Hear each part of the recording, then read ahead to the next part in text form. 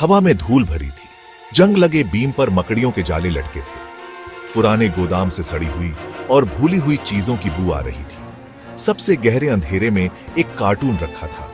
वो जंजीरों में लिपटा हुआ था, एक भारी ताले से बंद। मेरी रीढ़ में सिहरन दौड़ गई। उस कार्टून के अंदर क्या था? किसी की भी हिम्मत नहीं हुई उसे छूने की। कहानियों में एक भयानक श्राप के बारे में फुसफुसाते थे। वे कहते थे कि कार्टून में एक काला राज छुपा है, कुछ बुरा। लेकिन मैं खुद को रोक नहीं पाया। मुझे जानना था कि अंदर क्या है। बकवास मत करो, राजू ने उपहास किया। उसने एक ढीली ईंट पर लात मारी, जिससे धूल के कण मंद रोशनी में नाचने लगे। यह बस एक पुराना डिब्बा है, शायद कबाड़ से भरा हुआ। राजू, मेरा सबसे अच्छा दोस्त, भूतों या श्रापों में विश्वास नहीं करता था। वो सोचता था कि वो निडर है। वो जंजीरों से बंधे कार्टून की तरफ बढ़ा। मैं तुम्हें दिखाता हूं, उसने भारी जंजीरों को खींचते हुए कहा। मुझे ठंड लग रही थी, कुछ गलत लग रहा था, लेकिन राजू पहले ही ताला तोड़ने में लगा हुआ था। ताला टूट गया। राजू विजयी मुस्कान के साथ कार्टून के भारी फ्लैप्स खोल दिए। ठंडी हवा का एक झोंका हमें लगा। हवा घनी भारी हो गई। कार्टून की गहराई से एक धीमी आवाज गूंजी। मैं हांफता हुआ पीछे हट गया। अंदर कुछ था, कुछ जिंदा। दहशत ने मुझे जकड़ लिया। हमने कुछ भयानक चीज को आजाद कर दिया था। राजू हिला नहीं। वो कार्टून में घूर रहा था। उसकी आंखें एक अजीब सी मोहब्बत से फैली हुई थी।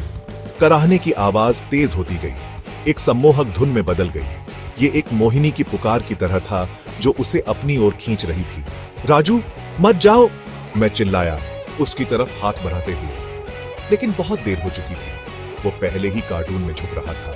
उसका हाथ घूमते हुए धुंध में गायब हो रहा था। फिर एक हांफने के साथ वो चला गया। दहशत ने मुझे जकड़ लिया। मुझे मदद लेनी थी। मैं गोदाम से बाहर भागा। मेरा दिल जोर जोर से धड़क रहा था। मैंने सबको राजू के बारे में बताया, कार्टून के बारे में, अजीब धुंध के बारे में। पहले तो उन्होंने मेरी बात नहीं मानी। वे हंसे, मुझे पागल कहा। लेकिन फिर एक एक करके लोग गायब होने लगे। उन सभी में एक बात समान थी, वे सभी गोदाम गए थे। डर जंगल की आग की तरह शहर में फैल गया। लोग एक श्राप के बारे में फुसफुसाते थे, कार्टून में फंसी एक बदला लेने वाली आत्मा के बारे में। उन्होंने कहा कि वो भूखी थी और वो तब तक चैन से नहीं बैठेगी जब तक वो हर उस व्यक्ति को खा नहीं लेती जो उसे परेशान करने की हिम्मत करता है। मुझे पता था कि मुझे कुछ करना होगा। मैं इसे किसी और को चोट नहीं पहुंचाने दे सकता, लेकिन मैं क्या कर सकता था? मैं बस एक बच्चा था और कार्टून अपनी मोहिनी पुकार के साथ एक भयानक शक्ति रखता था। दिन रातों में बदल गए। नींद नहीं आती थी। फर्श के तख्तों में हर आहट, मेरी खिड़की के बाहर पत्तों की हर सरसराहट मेरी रीढ़ में सिहरन दौड़ा देती थी। अपराध बोध मुझे खाए जा रहा था। ये मेरी गलती थी। मैं ही वो था जिसने कार्टून खोला था। फुसफुसाते शब्द हर जगह मेरा पीछा करते थे। ये तुम्हारी गलती है, वे फुसफुसाते थे। तुमने श्राप को आजाद किया। मुझे पता था कि वे सही थे और अब मुझे इसे रोकने का कोई रास्ता खोजना था, इससे पहले कि यह किसी और शिकार को अपना बना ले। मैं गोदाम में वापस लौटा। हवा में भयानक सन्नाटा छाया हुआ था। कार्टून कमरे के बीच में रखा था। एक अप्राकृतिक ठंडक फैला रहा था। मैं लगभग मोहिनी पुकार सुन सकता था। मुझे पास बुला रही थी। मुझे इसे नष्ट करना था, लेकिन कैसे?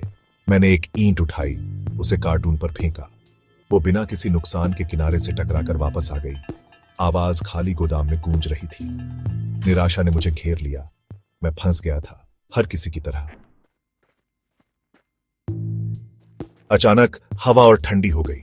कार्टून एक भयानक चमक के साथ धड़क रहा था।